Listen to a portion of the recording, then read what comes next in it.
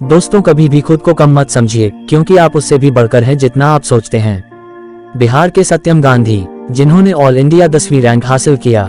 हम आपको सत्यम के बारे में इसलिए नहीं बता रहे कि उन्होंने यह रैंक हासिल किया है, बल्कि इसलिए बता रहे हैं कि क्योंकि इस सफलता को हासिल करने के पीछे उनकी कहानी देश के युवाओं के लिए बहुत ही प्रेरणादायक है। एक ग्रामीण परिवेश से आने वाले सत्यम ने इस मुकाम को हासिल करने के लिए कठिन संघर्ष किया। भारत में आज भी बिहार को सबसे पिछड़े राज्यों में से एक माना जाता है।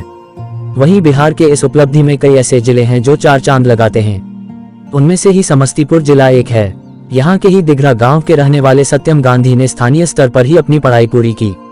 शुरू से ही सत्यम पढ़ाई में काफी होशियार रहे और इंटरमीडिएट के बाद उन्होंने पॉलिटिकल साइंस से ग्रेजुएशन की डिग्री हासिल की, जिसके बाद उन्होंने ग्रेजुएशन की डिग्री हासिल करने के लिए दिल्ली का रुख किया। उनके पिता सरकारी विभाग में काम करते हैं और उनकी मां गृहिणी है। सत्यम ने दिल्ली पहुंचने से ही तय कर लिया था कि उन्हें क्या करना है। वे किसी भी कीमत पर अपना लक्ष्य हासिल करना चाहते थे, इसलिए कॉलेज के तीसरे वर्ष से ही उन्होंने अपनी तैयारी शुरू कर दी।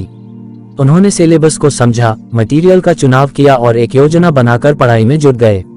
वह अपने लक्ष्य में सफल हो सकें, इसलिए उन्होंने शादी समारोह और गैर जरूरी फ्रेंड सर्कल समेत सोशल मीडिया से दूरी बनाई ताकि उनकी पढ़ाई में बाधा न आ सके। एक इंटरव्यू के दौरान जब सत्यम गांधी से पूछा गया कि अगर वे आईएएस न होते तो क्या होते, तो इस सवाल के जवाब के वह कहते हैं कि फिर से प्रयास करता। उन्हें फिल्म मेकिंग, फोटोग्राफी करना और किताबें पढ़ना पसंद है।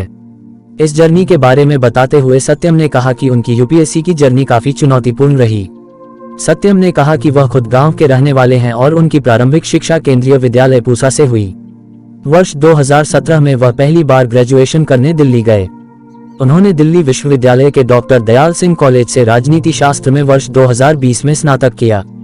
शहर का कल्चर ग्रामीण इलाके के कल्चर से थोड़ा अलग होता है। इस माहौल में वह ढले। वह एक निर्णय लेकर गांव से निकले थे कि मुझे यह करना है और किसी हाल में बिना किए वापस नहीं लौटना है। इस सोच के साथ वह पढ़ाई में डटे रहे। उन्हें हमेशा पढ़ाई के लिए अपने परिवार के किए गए प्रयास याद आते थे। परिवार की उम्मीदें व सपने उनके जेहन में बसे थे। सत्यम के इस स्ट्रगल में उनके परिवार को भी पूरी तरह से फाइनेंशियल स्ट्रगल करना पड़ा। उनके इस पढ़ाई के लिए उनके मम्मी पापा ने बैंक से कर्ज लिया। उनके घर वालों का भी सपना था कि वह डीएम बने। उनका यह सपना अब पूरा हुआ है।